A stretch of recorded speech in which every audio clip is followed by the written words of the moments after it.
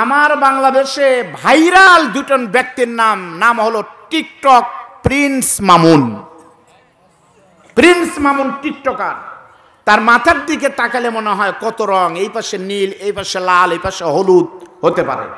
তাদের নিয়ে আমাদের কোনো বক্তব্য মাহফিলে নেই। এই প্রিন্স মামুন এই টিকটক করে কোটি কোটি টাকা কামাই করে, করুক, ওর ব্যাপার। সেই ছেলেটা তার মায়ের বয়সে একটা মেয়ে নাম হলো লায়লা, তাই তো?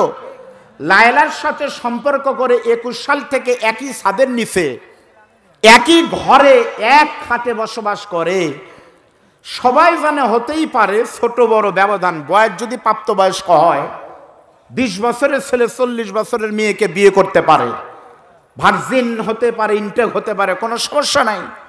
আমরা তাই ধরে নিয়েছিলাম, কিন্তু হঠাৎ করে ঈদের পরে দুজনের গন্ডগোল হয়ে প্রিন্স মামুন চলে গেছে, লায়লাকে ছেড়ে ঘোষণা দিয়ে গেছে লায়লার সাথে কোনো সম্পর্ক নাই।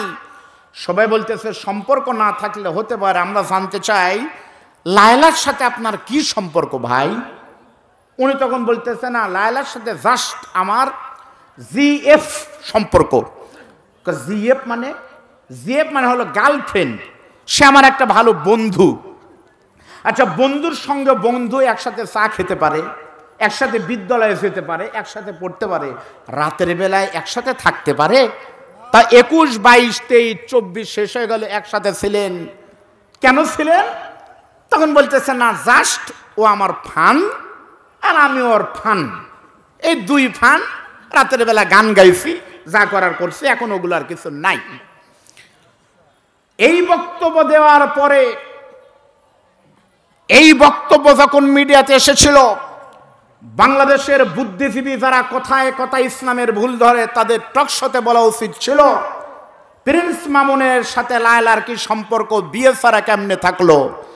এই জবাব আর এই জবাবদিহিতা বাংলাদেশের কোনো মিডিয়া নেয়নি, কোনো বুদ্ধিজীবী নেয়নি, কোনো শিক্ষক নেয়নি, প্রগতিশীলরা নেয়নি। বরং এরা ব্যস্ত, কোনো মিডিয়া এই খবর প্রচার করেনি। এই মিডিয়ারা তোলপাড় শুরু করেছিল মাওলানা শাইখুল হাদিস কাকে নিয়ে রেস্টুরেন্টে ছিল, প্রমাণ ছাড়া তাকে নিয়ে প্রায় 3টি বছর অন্যায়ভাবে কারাগারে রেখে আলহামদুলিল্লাহ সুম্মা আলহামদুলিল্লাহ সুম্মা আলহামদুলিল্লাহ মিডিয়ার মাধ্যমে আমরা জানি এইতে প্রমাণ করছে আদালত না ওই মেয়েটি তার বৈধ বউ ছিল। যদি বৈধ বউ থেকে থাকে 3টি বছর যাদের ষড়যন্ত্রের কারণে হাজার হাজার ছাত্র হাদিস থেকে শেখে বঞ্চিত হলো, হাজার হাজার মাহফিল কোরআন শোনা থেকে বঞ্চিত হলো, তার স্ত্রী স্বামীর আদর থেকে, সন্তানরা বাবার অধিকার থেকে বঞ্চিত হলো, এটাও কিন্তু আল্লাহর দরবারে দিতে হবে হিসাব। জোরে বলেন ঠিক না ব্যাঠি? ভালো করে বোঝেন ভাই। এই চোর যদি ধরা পড়ে, আপনাদের এলাকায় কাফন চোর ধরা পড়ছে, আমার এলাকার নেতৃত্ব কারা দেয়? গ্রামে যে ভাইরাই তো দেয়।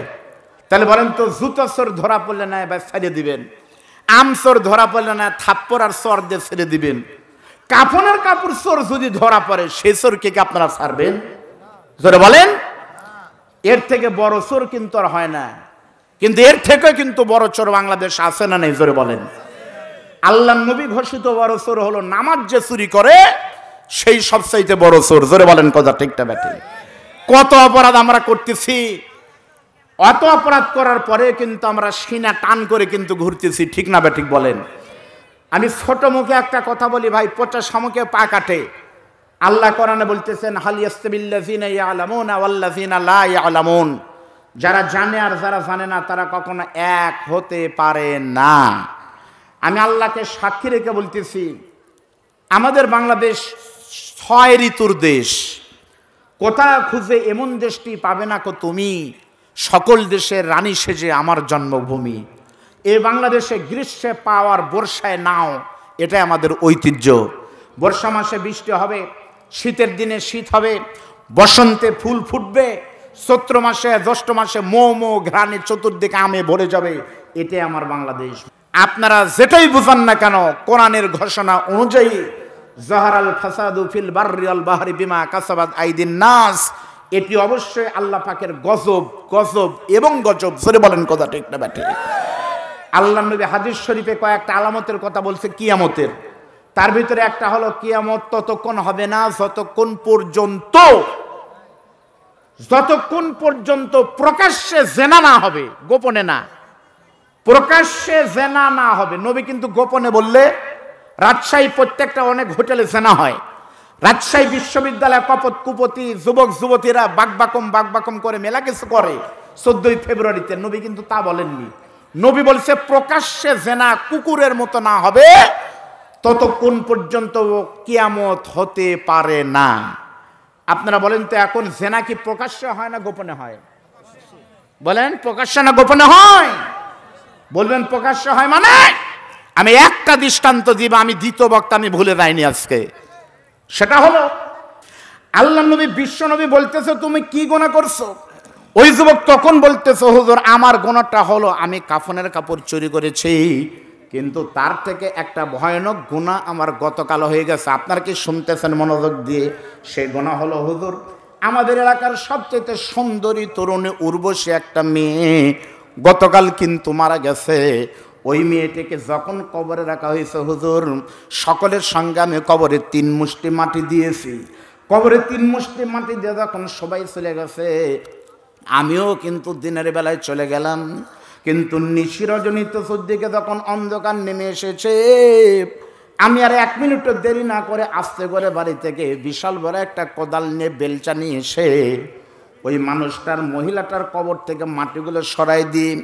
যুবতী সুন্দরী তরুণী তন্নি মেয়েটার যখন কবর দিন্ন বিদন্ন করলাম, নিশি রজনী অন্ধকারের ভিতরে যখন কবরের সব কিছু ওপেন হয়ে গেছে, তখন তাকিয়ে দেখলাম ওই কবরের ভিতরে কোনো চিহ্ন নাই। আর রাতের বেলা অন্ধকার অমিনিশার বুক ছেড়ে ওই যুবতী মেয়েটির কবরের ভিতরে এই রকম একটা জিনিস পড়ে আছে।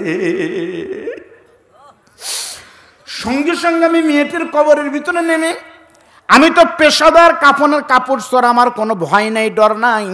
মুহূর্তের ভিতরে যখন আমি মেয়েটির শরীর থেকে কাফনের কাপড় টানা শুরু করেছি, অল্প সময়ের ভিতরে 5 টুকরা কাপড় যখন আমার হাতের সঙ্গে জড়িত হয়েছে, আমি আস্তে করে কবর থেকে তখন উঠে কাপড়গুলো নিয়ে চলে যাব মদিনার মার্কেটে। এমন সময় পিছন থেকে কে যেন আমাকে বলতেছে, আল্লাহর বান্দা এন্তাদের কলিলা, একটু দেরি করো, তুমি একবার শুধু তাকায় দেখো মেয়েটি কেমন। ওই মেয়েটি কেমন তুমি একবার তাকায় দেখো। বলেন তো, কবরের ভিতরে মেয়েটির শরীরের দিকে তাকানোর পরামর্শ দিচ্ছে।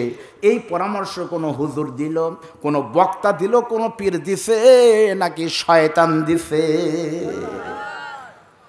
শয়তানের কথা মতো হুজুর তখন আমার হাতের লাইট যখন মেয়েটির বুকে মেরেছি,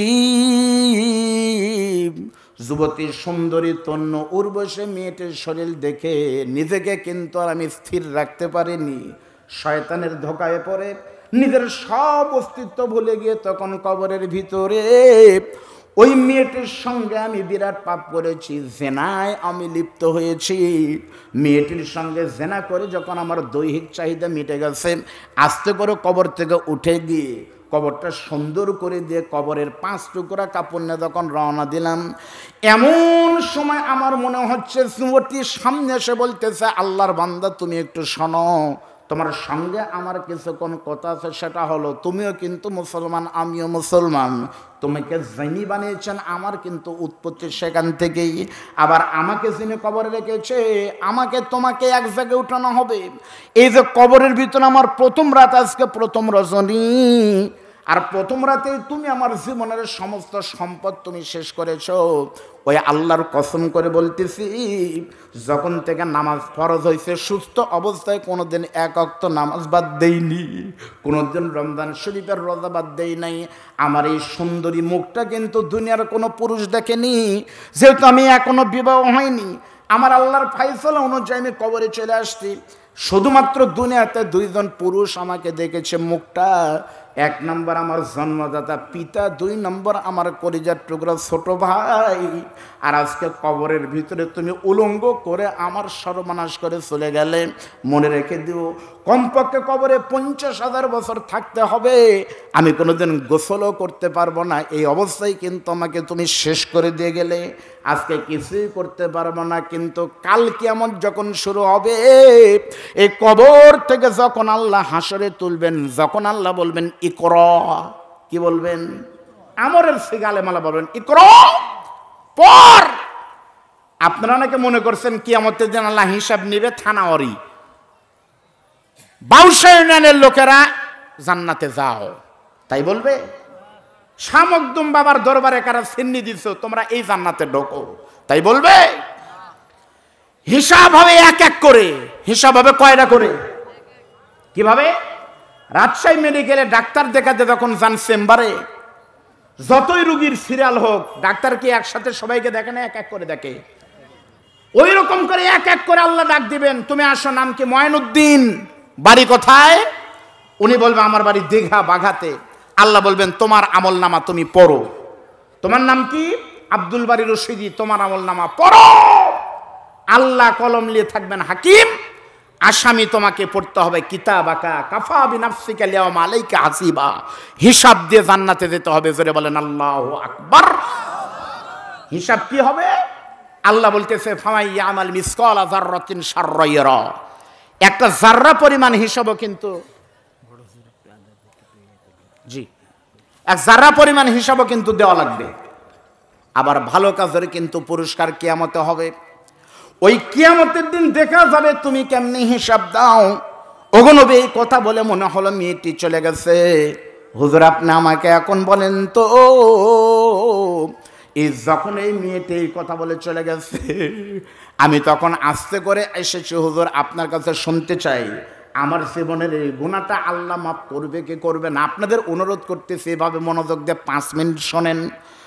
সঙ্গে সঙ্গে আল্লাহ নবী বিশ্ব নবী রাহমাতুল্লিল আলামিন বলতেছে সত্যি সত্যি তোমার গুনাহটা অনেক বড়।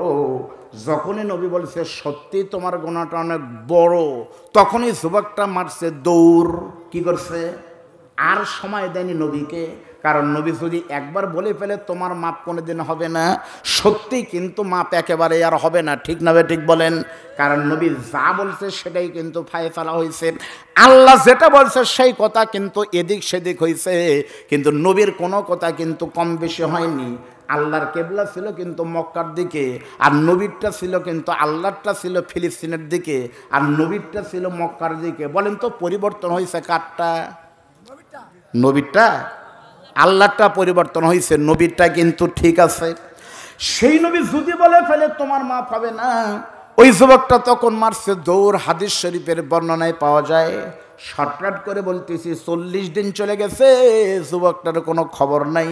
40 দিন পরে হযরতে জিবরাইল এসে বলতেছে নবীজি আপনার কাছে একটা প্রশ্ন করতে চাই। কি?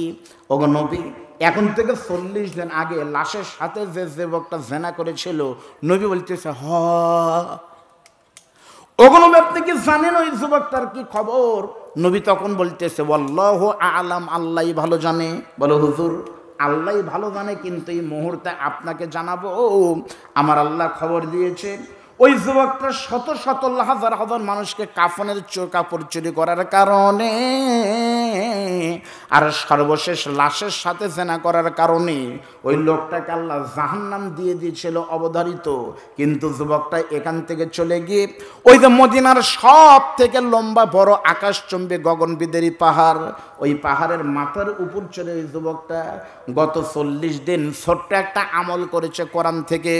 ছোট্ট একটা আমল কোরআন থেকে করার কারণে আমার আল্লাহ তাআলা ছোট্ট একটা আমলের উসিলায় এই মুহূর্তে আমাকে খবর দিয়েছে 40 দিন আগে লোকটা ছিল চূড়ান্ত জাহান্নামী এবং জাহান্নামী, কিন্তু গত 40 দিন পাহাড়ের মাথার উপর চড়ে যুবকটা ছোট্ট একটা আমল করার কারণে আমার আল্লাহ তাআলা 40 দিনের ছোট্ট আমলের উসিলায় ওই যুবকের নাম জাহান্নাম থেকে কেটে দিয়ে জান্নাতুন ফেরদাউসের মেহমান করেছে। লিল্লাহ তাকবীর। তাহলে জাহান্নামী হওয়ার পরেও জান্নাতি হওয়া যায়। ঠিক না? ঠিক বলেন। কি দিয়া? সেই যন্ত্র এখানে ওষুধের নাম আছে। Everything is pre written but by supplication is written. এ আমলের দ্বারা ভাগ্য পরিবর্তন হবে। আল্লাহর কসম, সূরা জুমারের 53-54 নম্বর তাফসীর। এ আমলটা যদি আজকে কোনো চোর করতে পারে আপনার চোরের গুনাহ মাপ। লুচ্চামি কেউ যদি আজকে আপনাদের ভিতরে কেউ করেও থাকে সেটাও মাপ।